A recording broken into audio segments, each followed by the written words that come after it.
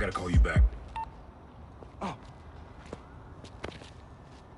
Alright, Miles. Spill it. Give me the whole situation. Phin, Roxxon, underground. It's just a lot, you know? You're 17. You're stressed. And you're a superhero. You gotta cut yourself some slack. You still making beats? And not much since I started this. Work-life balance, kid. Most important thing. Here. Little project your dad and I started back in the day. Our mixtape. Had rhymes ready and everything. How come I never heard about this? Cause we never finished. We sampled street noise around the way. Wanted the city to be our beat. But your dad had the masters. And after things went bad between us... But you can finish what we couldn't. Plus, it'll take your mind off work. Yeah. Yeah. Okay. What do I do? Load that up. I'll walk you through it.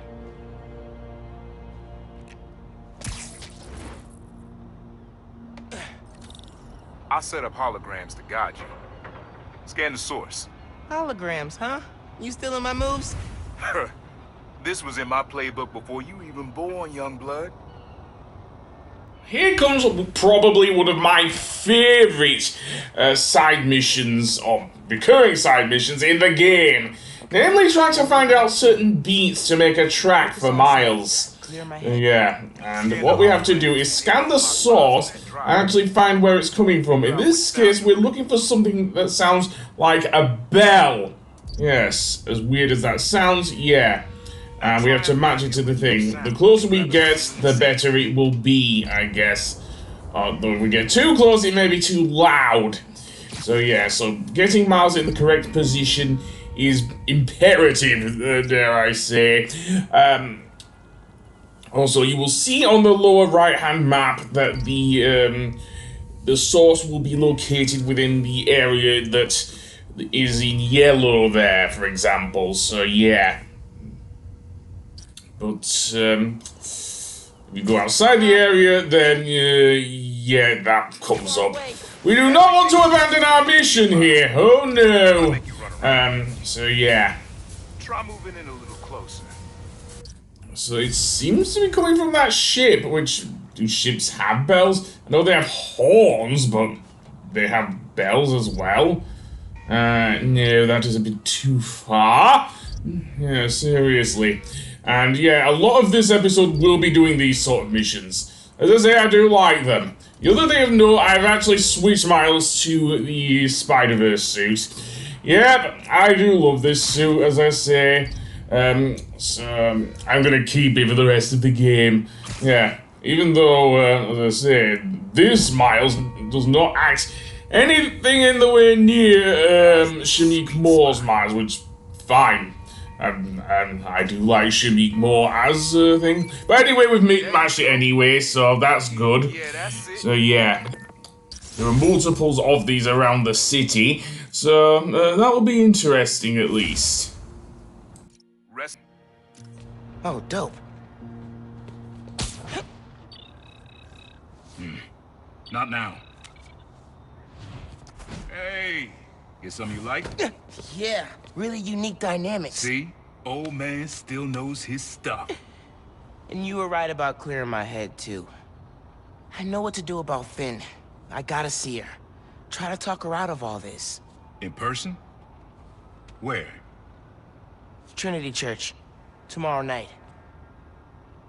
Why so interested? Because you got a target on your back the size of Jersey. You don't have to protect me. Someone should.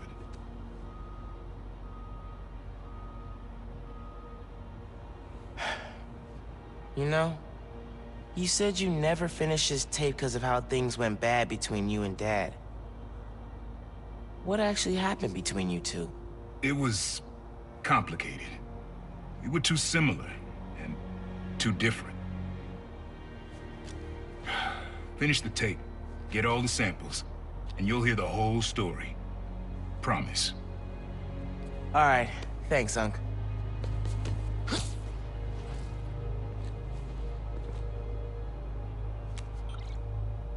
Trinity Church. Remember, Tinker is yours, but leave the boy alone.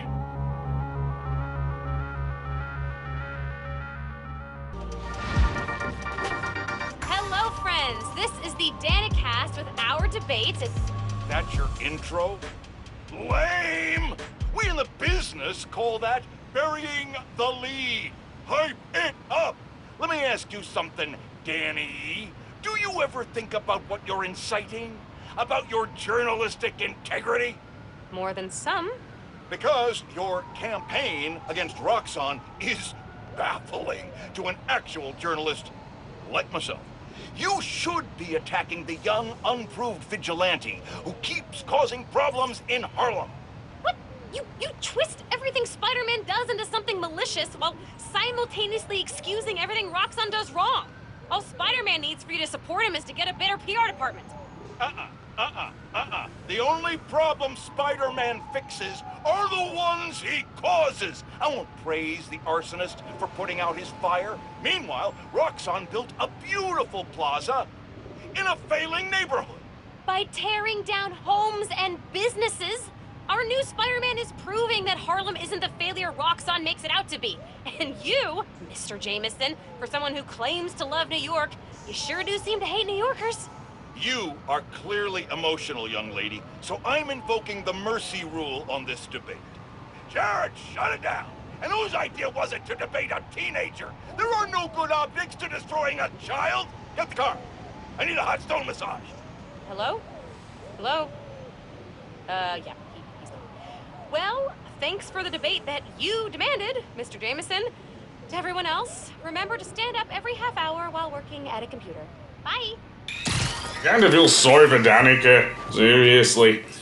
Though I feel even more sorry for Miles, given what's going to happen with his uncle.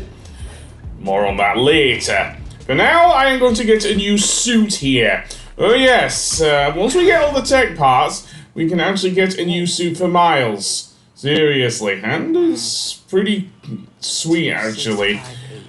And I'll keep it for the rest of this episode, at least, so yeah. Something that resembles, dare I say it, the Tinkerer's mask. Yeah. And believe it or not, he gains this new suit here, which doesn't look half bad, to be honest. I don't know about the eyes, but we'll see. Okay, the eyes look good. There's another one where Miles' eyes on the suit just look weird to me, but that's just me. Anyway, that being said, All right. Time to call Phin. Hope she answers. Hi, Spider-Man. Phin. Hey. We need to talk. In person. So you can lie to me again? So I can make this right. Please. Meet me at Trinity Church. No more lies, I promise. If you're screwing with me... Fine. I'll see you there. At least she's willing to meet. Okay. Trinity Church, let's go. I'm not gonna do that just yet. Let's hunt for some more, stuff here, so... Listen while the whole station came alive. That's what you need. Something at the station. And yes, it is worth your while listening to what Uncle Aaron says, because, he gives away quite a bit of, hints, so to speak, as to what you have to find with Miles. So let's see, believe it or not, it's a fire engine, or something like that, or something around a fire engine. And, yeah, not as immediately obvious, and sometimes you can be completely out of range with these sort of things, but yeah, that's what we're looking for. And if you are not sure about the noise that's coming out, what you can do is actually press the triangle button to listen to the sound once again. Granted, the sound coming off Miles' recording equipment while he's in the Spider-Man suit is not great, to be honest.